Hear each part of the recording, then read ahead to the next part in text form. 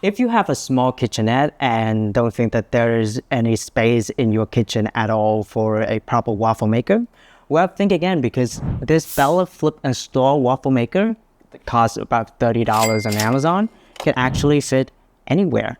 Hey everyone, I'm Matthew Lee here from Shouldit, and in today's episode of the Shouldit Waffle Maker series, we're going to take a look at the Bella Flip and Store waffle maker.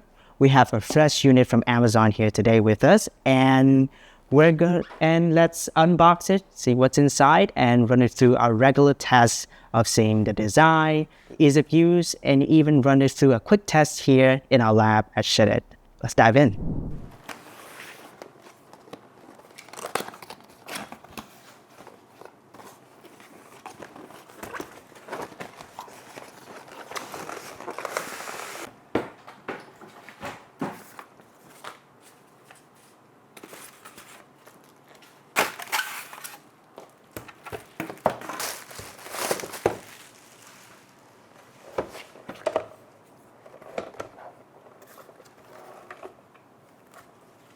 The Bella Flip in Store seems to be very well made, and it's covered in this very smooth and high quality plastic. To the right, you will find the locking mechanism that can stand the baking chamber upright. Just simply push it in when the baking chamber is upright and then turn to the right in order to lock it. This way, according to Bella, you can reduce the footprint of this waffle maker by as much as 50%. To release it, simply push and turn it to the left, and you can once again rotate it freely. These two little parts to the side is actually a cord grommet that you can wrap the power cords around for easier storage. And to the left of the waffle maker, you will find a textured part that will act as the foot of the waffle maker when you stand it upright. And there's also the indicator light here that, as you'll find later on, will light up when we finally plug in the waffle maker. To the front is the lid lock. So if to open it, you simply rotate it upward and you will find the waffle plates inside. It is covered in a very smooth non-stick layer. It does feel very high quality from where I'm standing. Yeah, first impression of the Bella Flip and Store is a very, very well-made waffle maker and very intuitive too. So let's begin with our quick test of the Bella Flip and Store. Here is the power cord, and out the box is velcroed shut. The overall length of the power cord isn't exactly impressive, but is usable. Plug it in. After you plug it in, as I've mentioned earlier, you will find the indicator light to the side lighting up as red. Because there's no temperature control knob, there's only one cooking setting.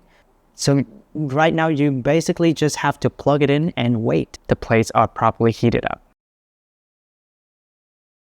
So now that the cooking chamber is properly heated up, we're going to give it a quick test with our own waffle batter that we have here. The waffle plates are coated in a layer of nonstick. I found that just a little bit of oil right on top of the waffle plates can really help the waffles develop better and reduce the odds of them sticking to the plates. Shut the lid, lock it, and what I'm going to do is flip it 180 degrees. Supposedly, it helps the waffle batter inside distribute itself better for a more even result. So now, we're going to continue to wait until the indicator light turns white again. Now that the indicator light has turned white, our waffle should be nice and ready. I'm going to unlatch the lock here. It feels a little bit mushy on the top, however. Just take a look at the back. The waffle doesn't look very even. As for the waffle place, there is no food residue sticking on the waffle, on the plate. So I would say that the non-stick layer actually works. That would taste a little bit mushy on the inside. So let's have a taste. It does taste mushy, but only on the bottom half. The top half is nice and crisp. So it's a little bit of a mixed bag, but overall I would give this waffle probably somewhere between 7 or 8 on an overall scale.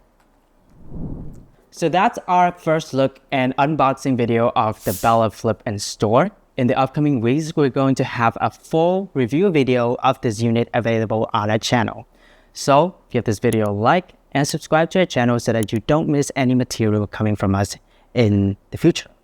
I'm Matthew from Shouldit, and happy cooking.